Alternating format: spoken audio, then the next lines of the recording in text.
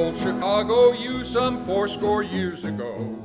As they rolled into the program, you could hear the whispers go. There's Homer, Hobbes, and Hegel, there's Plato and St. Paul.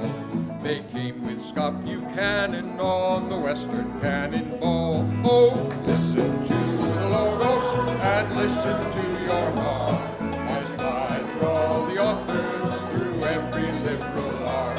Hear the mighty rush of the freshmen, hear the lonesome seniors call.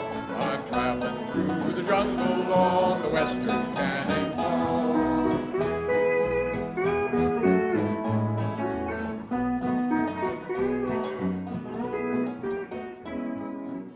Higher gossip is the kind of conversation that is at once titillating and illuminating. From Athens and Jerusalem come the authors we adore. They're dead and white and masculine, they're known and loved by all. I thought that if what the catalog of St. John's was trying to articulate, if that was an accurate portrayal of what really happened here, that it might be the only college in the country that I was actually willing to teach at. I had become disillusioned with academia of the conventional kind. I really felt that there was something kind of factitious about the way people were forced to write scholarly works in order to get jobs and keep jobs. It was a kind of big Ponzi scheme. That was the reason that I ended up abandoning my dissertation, which was 9/10 written. One of those bad career decisions which I can now gleefully report that not only did I get away with it, but it formed the basis of my happy eventual career subsequently. But I wouldn't recommend it for everybody. I will say that one of the things that bowled me over about St. John's when I first got there was that I had never seen students as serious as the students at St. John's. I'd been at a lot of fancy institutions, at Columbia, at Oxford, Berkeley. I certainly had been in contact with a lot of people who were intellectually serious, but there wasn't the same kind of immersive culture of intellectual seriousness other places, the same kind of community of inquiry that I found at St. John's. I went to college with the intention of being a philosophy major, but it seemed to me that the way philosophy was being practiced at Columbia, which is where I was an undergraduate, was technical and was perhaps reluctant or ashamed to connect itself to large synthetic questions.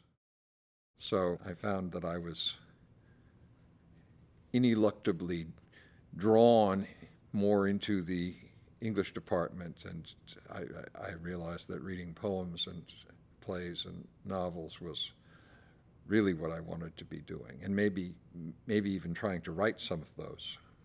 I was not completely forsaking the big questions, but I wasn't approaching them as directly maybe as I had intended to. My eventual disillusionment with literary study came about because I felt that it had become too disengaged from wanting to know the truth about things, that there was a kind of pervasive relativism. The great success of the new criticism and then of postmodern theory was such that it was very easy to be partly right, but it was almost impossible to be wrong. And I thought that there was something wrong about that. I also wondered whether there were writers that I hadn't investigated that were less poetic in their way of seeking the truth and more sober and more austere and rigorous. I'd never done much with Aristotle or Kant, people like that. I had the sense that those people were not writing richly ambiguous texts which could be appropriated for whatever purpose you wanted to use them for, but that they were simply trying to say something directly, and Therefore, it was possible to be wrong in reading Aristotle.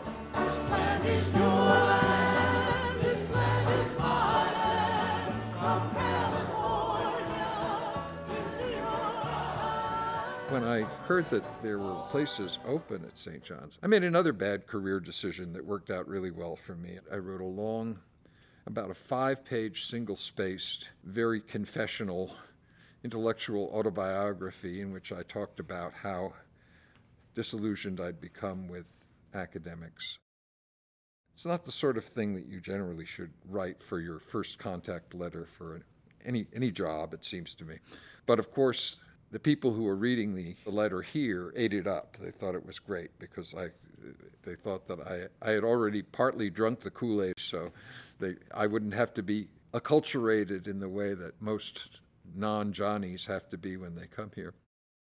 I was dazzled when I arrived, dazzled by the students, dazzled by my colleagues.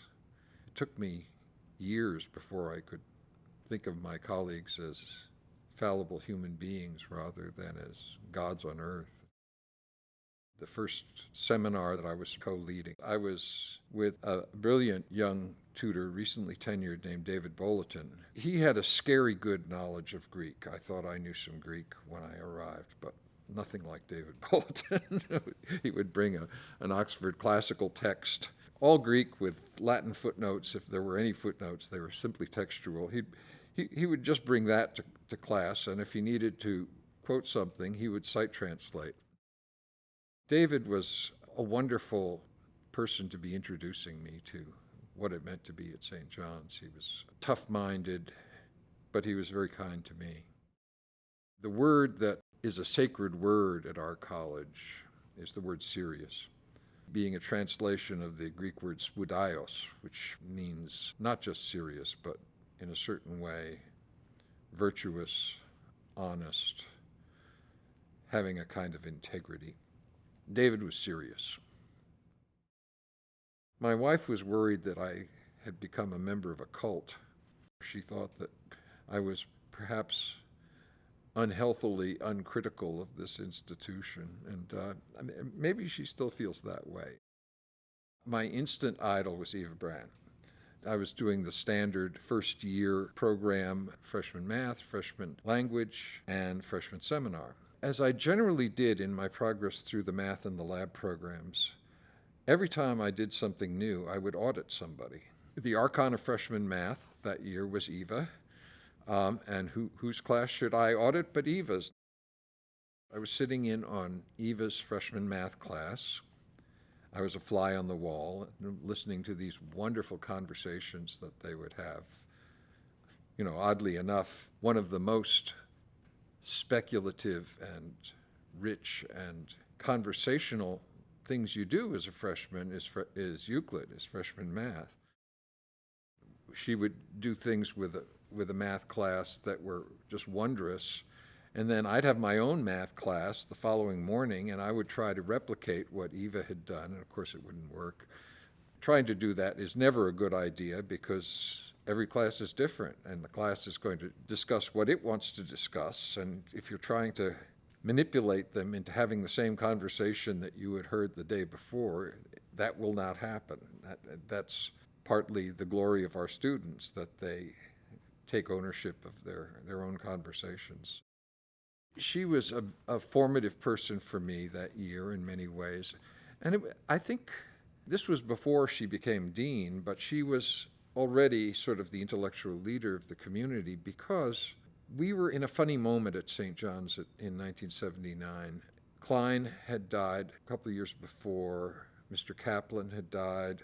People felt that the age of the giants was over. There was a sense of being a latecomer.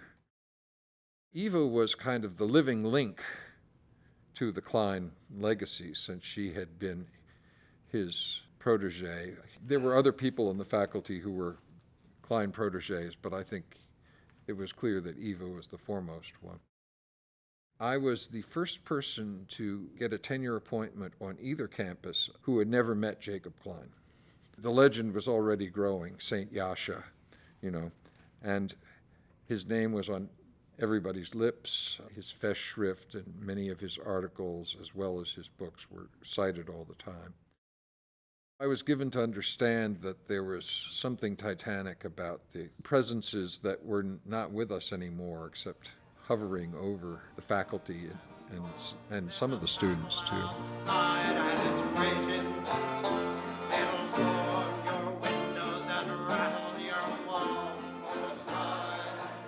I had been at Columbia in '68 when it all went down, when buildings were occupied and so forth, and I certainly was a participant in some of that. Of course, the dominant feature of our political consciousness was the Vietnam War. There was also the Civil Rights Movement. And so, I mean, the whole political climate of the late 60s was fraught. And all of us were in a frenzy of rage about it. We thirsted for justice. We thirsted for righteousness, and that made us often act in ways that were intemperate. But that was a better kind of mistake to be making than the mistakes that people on the other side of the ideological fence were making. People who were willing to justify the indefensible. In '68, it seemed as though the whole world was going up in flames. There was a big protest in Paris that practically shut the city down, and it was largely driven by students. The issues at Columbia were partly the university was complicit with the government in fostering counterinsurgency. We were part of a group that offered advice on how best to squash revolutionary movements in Southeast Asia. It was partly a black and white thing, namely that the university was about to take over part of Morningside Park, which is a public city park, and they were going to be allowed to build a new gymnasium in this park, which had been, before that time, used by the community. Those were the two big issues. And in the name of those, students occupied buildings. It was front page news. I, at the time, was a pacifist, so I didn't feel that I had the right to use force to bar other people from going into buildings. But when the university called the police to pull the students out of the buildings, I felt that I had the right to stand in front of the door to try and keep the police from coming in. It didn't last long. I mean, there was a humongous cop who picked me up and threw me, and I sort of hit the ground.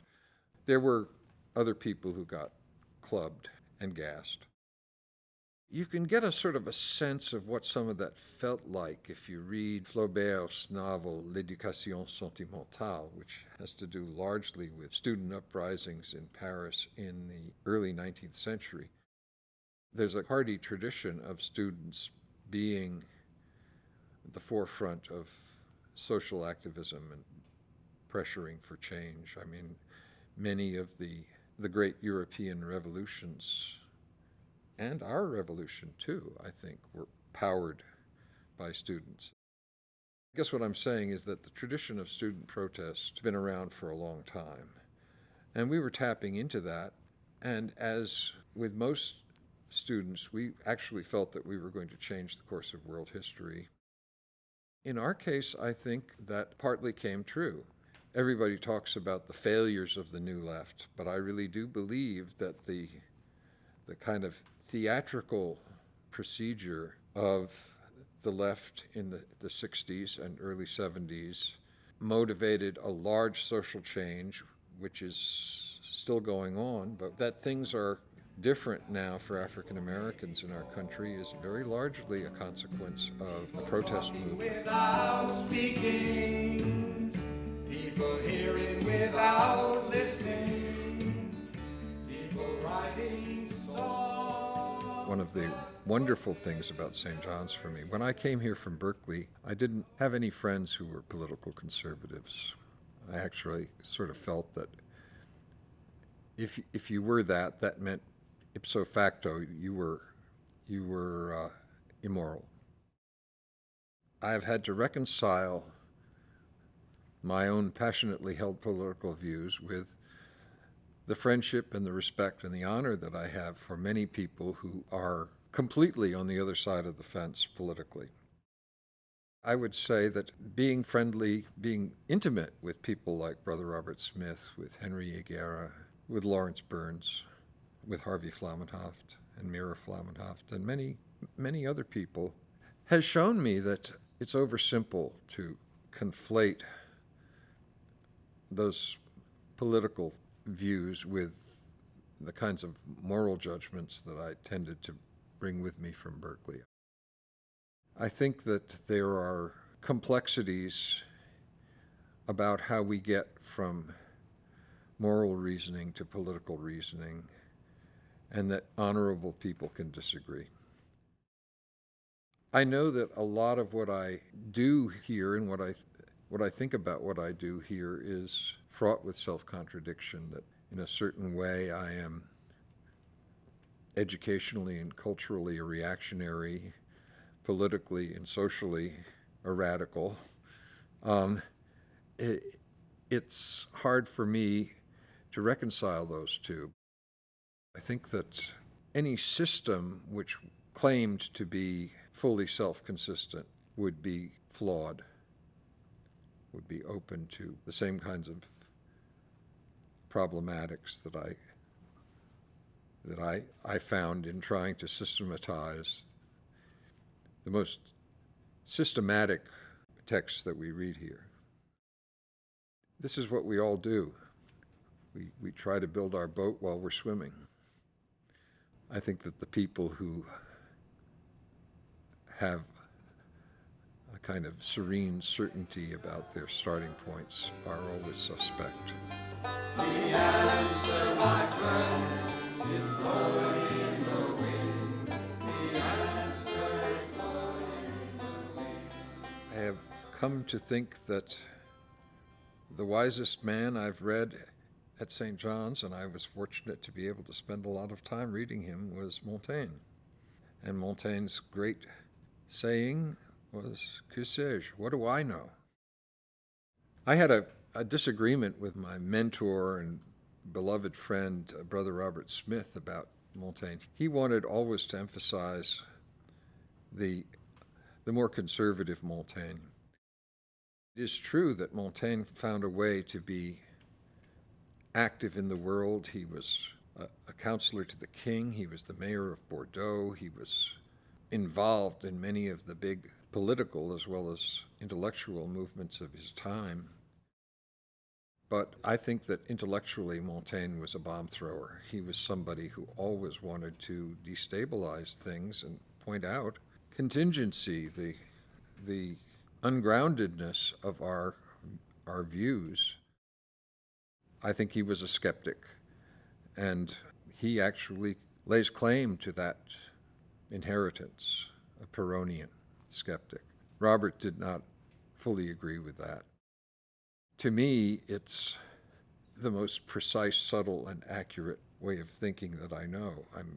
Montaigne can always find differences where other people might find similarities. Montaigne's skepticism is largely relativistic, and it's ironic to me that I came to St. John's in search of less relativism, hoping that by reading salubrious, sober doses of people like Aristotle and Kant and St. Thomas, that I would get past all of this fashionably shapeless stuff that was going on in the academy. Instead, I think I've learned to read Aristotle and Kant and St. Thomas with a kind of complexity that is similar to the complexity that I find in literary works. In fact, I have a hard time thinking that there's a war between philosophy and poetry. I think they're both on the same side. I find myself reading both of them rather similarly. If philosophy claims that it has a way to the truth which does not incur the same hazards that poets incur, I can't agree with that. Plato is a poet. Hegel is a poet. Nietzsche is a poet. Heidegger is a poet. Their claims that they put forth as putative truths are expressed in words of power and beauty and are as suspect because of that as the words of Shakespeare. So I guess the relativism that I sought to escape in coming to St. John's, I have only found at a higher level. I'm not sure that I can find it in myself to regret that, because I think the world is complex in ways that maybe I was only insufficiently attuned to before I came. I think more concretely about these questions now than I did before. It seems to me that it's unambiguously a good thing to be intellectually active, putting your mind to work, engaging difficult and beautiful writing of the kind that we do. My skepticism is a far more informed skepticism now. I mean, I would say without the sense of tragic regret that Yeats obviously feels, I think it's true that the best lack all conviction while the worst are full of passionate intensity. They were singing bye bye, Miss American Pie. Drove my Chevy to the levee, but the levee was dry. I know that it's often the case that skepticism and the acknowledgement of your own ignorance is associated with dark and painful and tragic and alienated sentiments. But I think of Montaigne as a comic writer.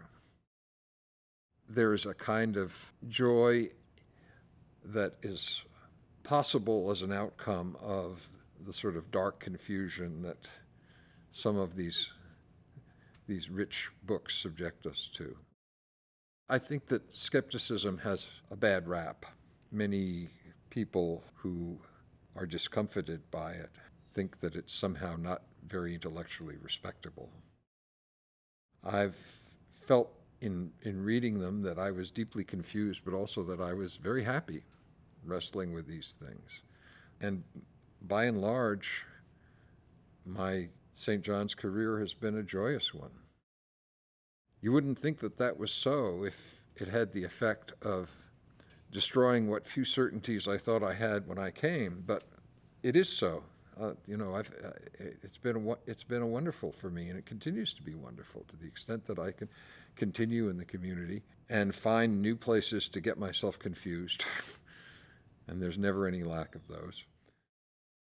When I was 30, I took myself way too seriously. I'm using the word seriously now in a slightly different way from the spudaios way that I was talking about before. I think that I am more deeply serious now because I seek out comic, festive sources of laughter and reconciliation. The old maxim was Serio, ludere, to jest in earnest, you might say, to play seriously. So I don't see that there's a contradiction between being serious and being playful. I think that the most serious writers are playful. Hegel, I good to have you, 'cause I need you so bad. Hegel, I good to have you, 'cause I need My first lecture was the Symposium, and it was really a grapple for me. It's a dialogue that I've always loved, and it was my attempt to push hard at the thought that there is, as Socrates says, an eternal war between poetry and philosophy. I don't believe that there's a necessary war. In fact, I think that the Symposium itself is good evidence that peace has been made.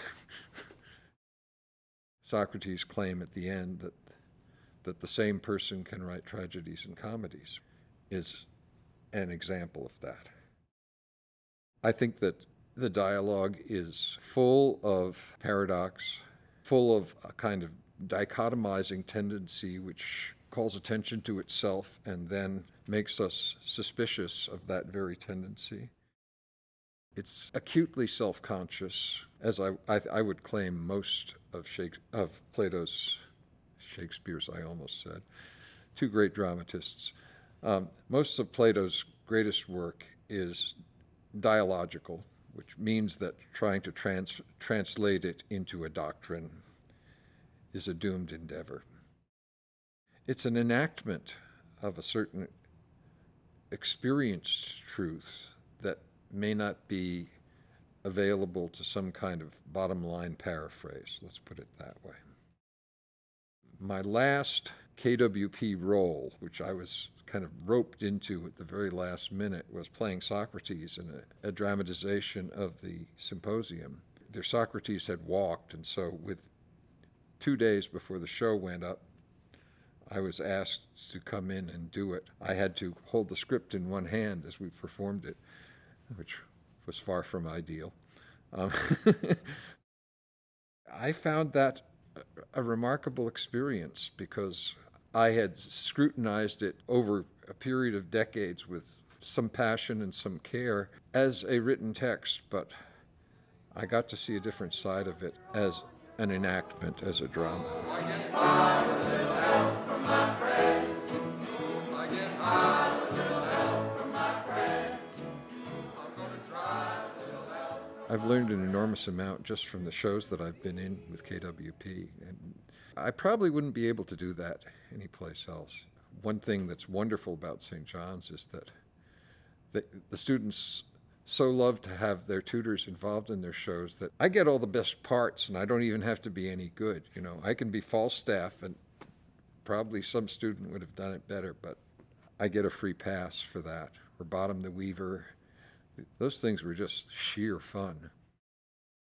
When we did Midsummer, this was back in the 80s, it was a star-studded cast. John White was Wall, Peter Kalkavage was Flute the Bellows Mender, alias Thisbe. Brother Robert was the Lion. Will Williamson was Theseus. Our Peter Quince was a splendid old veteran of the British stage who was now one of the most venerable tutors in the faculty, named Hugh McGraw. He had a huge voice and a classy British accent. We probably set some kind of a record for the most tutors that have ever been in a student production.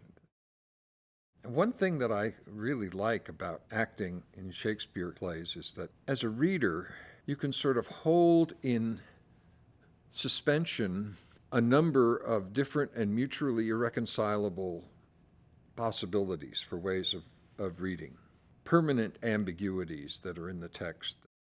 But it's often very hard to preserve ambiguity when you're in performance. You have to do it one way or the other way because you have to do it some way. That's not a choice that a critic has to make, but the actor has to choose. And you always learn from that, even if you do it differently from the way you yourself would want to do it. But you know, any reading that you do of a play like that is always incomplete. That's the way it works. You can see 4 or 5 different interpretations on the stage, all of which have some truth to them, and all of which take a different route into the play.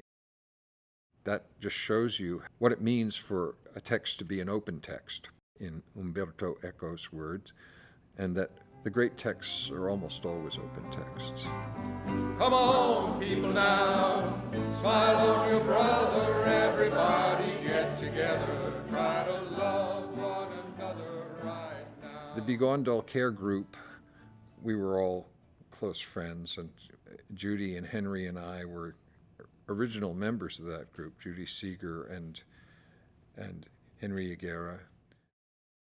What we did was, for something like 25 years or more, we had a single freestanding folk concert that we put together every February. It was originated, in a way, by Eva when she was the dean. It got the name Begone Dull Care because she asked Judy Seeger to find some way of relieving the doldrums, the dog days of February, when it looks as though we're never going to have spring and we're never going to have spring break and all of us are working way too hard and everybody's got a cold. Judy, of course, is a person who would rather sing than talk any day and thinks that if you can talk, you can also sing. Judy and her husband, Tony, who is Pete Seeger's nephew, have done a lot of performing and sort of impromptu folk concerts over the years. She started doing it, and she quickly pulled me in. Henry Higuera had been in a sort of rock and roll band as a kid, and he is, I think, really an almost magisterial authority on the entire corpus of the Beatles' work, but knows a lot about other kinds of music too. Henry was, in a way, the theoretician. When we got to be a bigger group, he would write out charts, and we used the Vietnam era expression mission creep, because the mission got bigger and more complex as we went, and we started to demand more of ourselves. It used to be that we didn't even rehearse. We just kind of decided on a bunch of songs and went in there and sang them, and got the whole room singing with us. But it became more rehearsed and more produced as we went along. Being a teacher at St. John's, you are not supposed to be a performer, and there's a kind of wisdom about that. Most good teachers elsewhere are performers. That's what it means to be a good teacher. You put on a show and you dazzle your audience, but if you do that here, then you're obviously talking too much. You've been in class with me, you know that I talk too much in class, but I try hard not to. I try to keep the dampers on.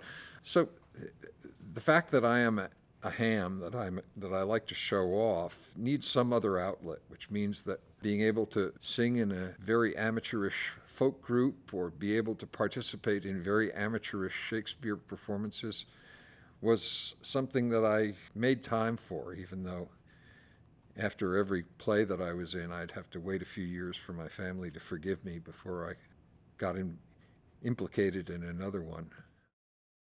I also think it's a form of comradeship of the faculty and students. I hope we're not losing that. From seminars that echo in our ears, still Johnny's after all these years. Understanding how the program works and how our actual instructional practice works, it's harder to see the validity of it if you're not enmeshed in it.